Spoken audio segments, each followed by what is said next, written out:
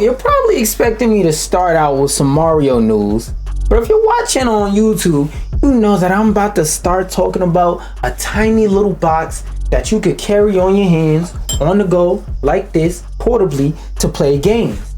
Now, the first thing that may come to your mind is, oh, he's about to talk about some Nintendo Switch news because it's March 10, Nintendo Day. No. That's not what I'm finna talk about. They might be going, oh, gaming device on the go. He's about to talk about phones because he got one in his hand. Ooh, close but not really. They're going, oh, I forgot. He's more of a hardcore gamer. He's probably talking about a Steam Deck. No, not that either. You might be going, oh, I got him. The ROG Ally. No, not that one either. And you might be sitting there like, I got it. 100%.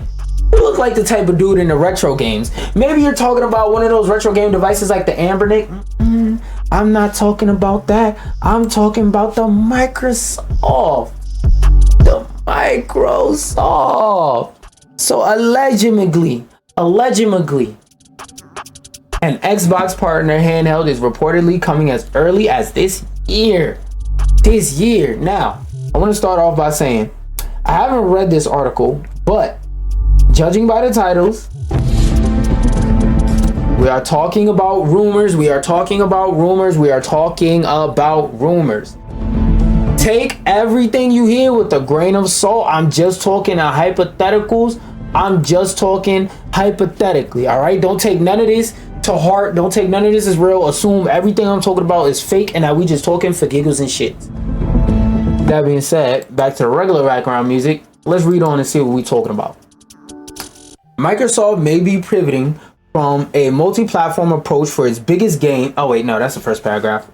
We never read those. That's according to a new report by Windows Central, which is like a very trusted source when it comes to Microsoft news.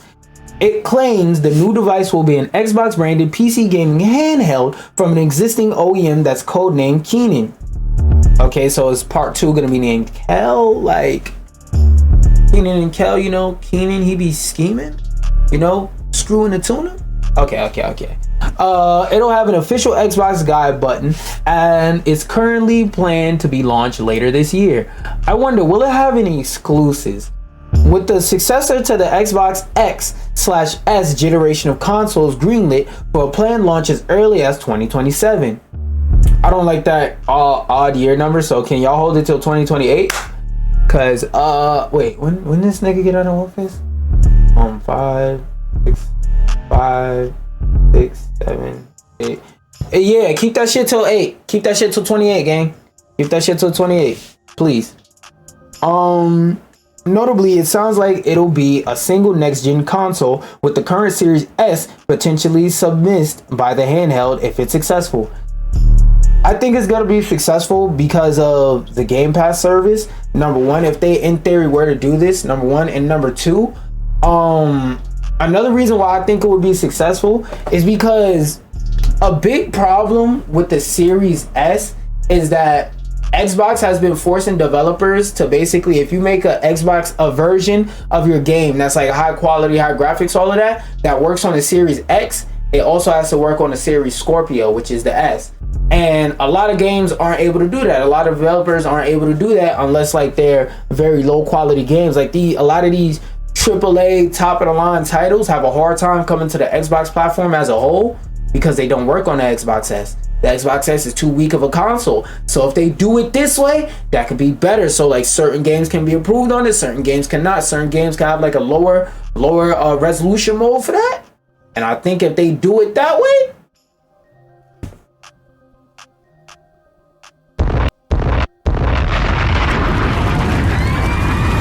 they got a banger on their hands.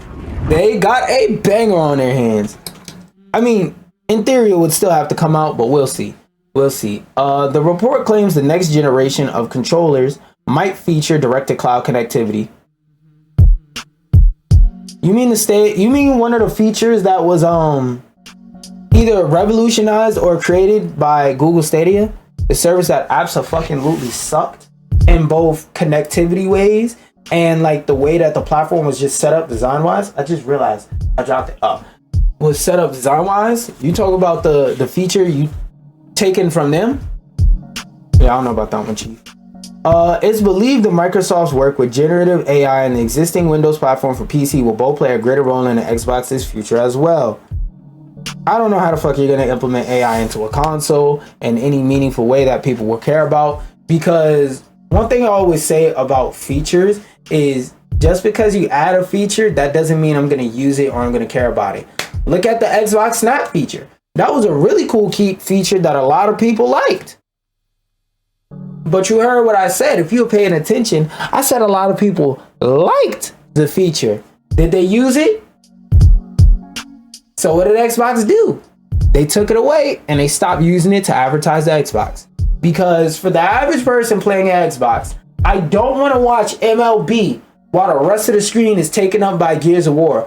Also, another thing about Snap, and I don't think like Xbox really thought through, is the fact that like at first, like when Snap first came out, you had to choose which audio source.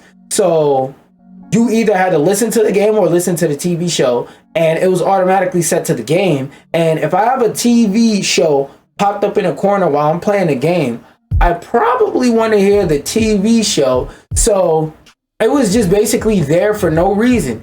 Then when they switched it around to make it so that you can hear both and put it on that by default, that was also unappealing. Because if I'm trying to hear or listen to the baseball game while I'm playing Gears of War, that's not going to really work out well. Because while I'm hearing the fucking turbo go so that I can shoot it at somebody and blow them up and make them go ah. If at the same time the MLB is going on the side and bow. And like those sounds mixing like that wasn't appealing. That wasn't appealing. Nobody wanted to hear explosions and people dying while they hear, oh my God, LeBron James dunks on him again. Like niggas didn't want to hear that at the same time. So they got rid of the feature because to 99% of the people who use Xbox, the shit was fucking useless and went unused. Like even me, I use the feature a good amount, but I understand I'm in the 1% of people who wanted to use that feature. So whatever AI features they introduce, I'ma sit back and I'm gonna have to see what they add, because they could add a bullshit feature that nobody asked for, that nobody needs, or it could be something revolutionary that changes the game. We gotta wait and see. This dovetails with recent signals from the company's top leadership. Last year, Microsoft Gaming CEO Phil Spencer said the company was exploring a gaming handheld, but that a finished product was still a couple of years out. It's possible that's still the case in this 2025 Xbox branded handheld is considered more of a half step in that direction. Fuck, who is it that said that? I don't know, I'm gonna just type it in and we're gonna see. I think it was Rakim.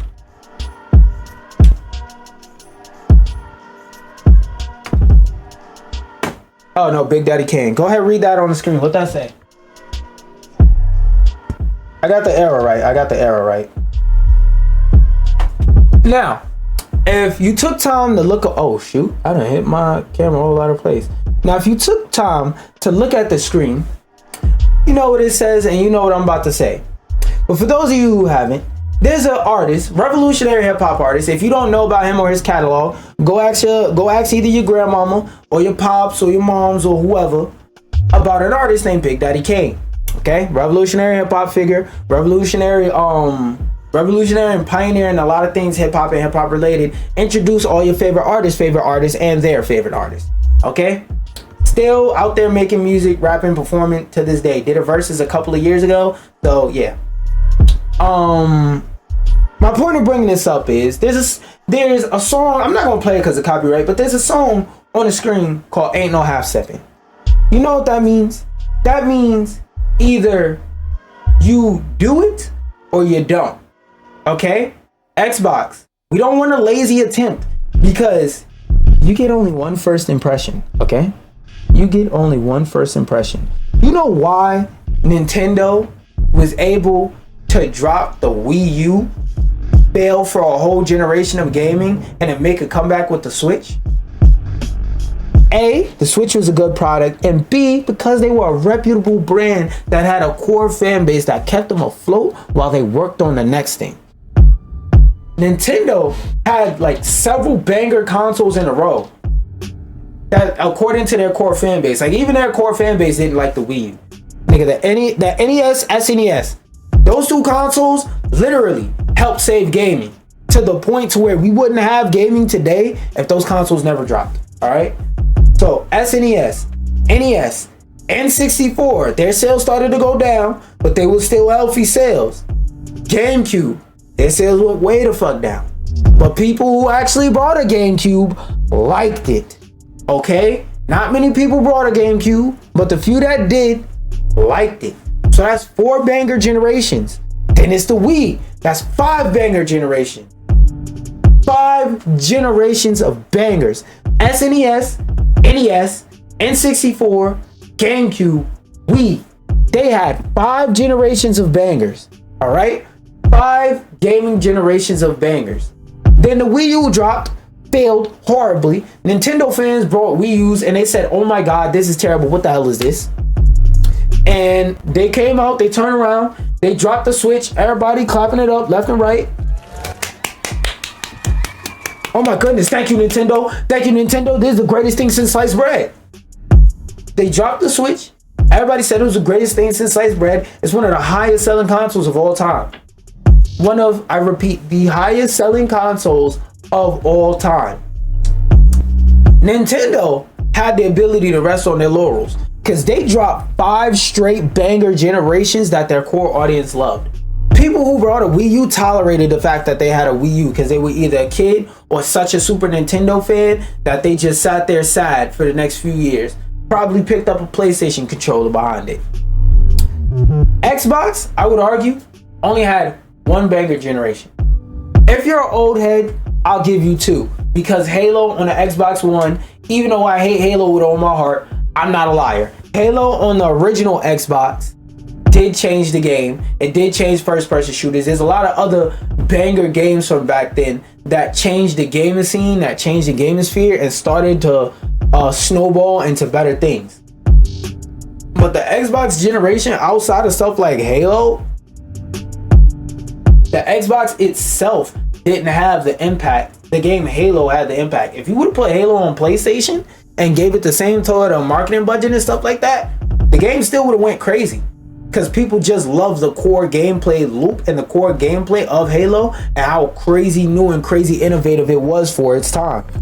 So Halo would have been good regardless. The Xbox console itself didn't really introduce anything revolutionary to gaming. And I know some people might say DirectX, but DirectX didn't get good until after the Xbox One. Let's keep it. Going back to Xbox though, they dropped the Xbox One and they dropped the Xbox Series X/S. Nobody brought the X/S, and God forbid you brought the S. The S is the reason why a lot of games can't go to the Xbox X either. The Xbox One as an entire generation failed because they had that damn spy camera attached to it. And don't get me wrong, I love Kinect. I genuinely liked the Kinect, but most people didn't. Most of the core Xbox fan base did not want no fucking Kinect. And they tried to push that shit. They tried to push it hard. It failed. I told you earlier about the snap feature. It failed. So like, the whole thing I'm trying to get across with this point is Xbox. Y'all ain't got room to innovate. Y'all ain't got room to rest on your laurels and try new shit. The Nintendo fan base is more, I don't want to say like susceptible in a bad way, but for lack of better words, they're more, accepting. That's what I'm trying to think of. The Nintendo fan base is more accepting of new ideas and new concepts. Xbox players just want a console that plays their games at a good frame rate and a good graphical fidelity. They're not with all this expansive transformative shit. So you really got to consider what you're doing and make sure you're putting your best foot forward, because at the end of the day, again, y'all ain't got a lot of room to play with. Arguably, the only generation in recent memory y'all had that was good was the 360. Now, again, was the Xbox original a good generation for Xbox? Yeah, it was a decent generation, but it wasn't like the PS2, but it wasn't like the 360, but it wasn't like the SNES. It's not one of those all-time greats. type of gaming generations, you know? So it's like, y'all ain't got a lot of room to rest on. All y'all got is the 360. And the 360 came out in 2006 and was discontinued in like 2018. But that's long gone. That's the past. We're a whole gaming generation past that, about to move on to the next one in a few years. Y'all better step correct. Y'all better not half step. Because if y'all half step and drop an overpriced, underpowered piece of shit hardware, you're cooked. That shit's not selling. That bitch is gonna sit in a bay like a goddamn PSVR 2. Y'all better step correct. Y'all better step correct. Where was I? Update. As clarified in an exchange between The Verge's Tom Warren and Windows Central Jess Corden, Keenan will be something of a reskin partner PC gaming handheld with this new software layer, not a full-blown Xbox device developed in-house. These moves come as rumors swirl about Sony working on bringing back its own line of gaming handhelds. Not gonna lie, all you have to do is make it so that the PS Portal doesn't require PS5 and you got it right there. And with Nintendo Switch 2 just on the horizon, this time around, however, doesn't seem like Microsoft plans to fight the competition with exclusives. The company started bringing its games to PS5 and existing Switch last year, blah, blah, blah, blah, blah, blah, blah. We don't give a fuck about that. Like I said, Microsoft, if y'all drop a handheld, y'all better not call this shit a handheld. Y'all better say this is a device we partnered with such and such to bring to you.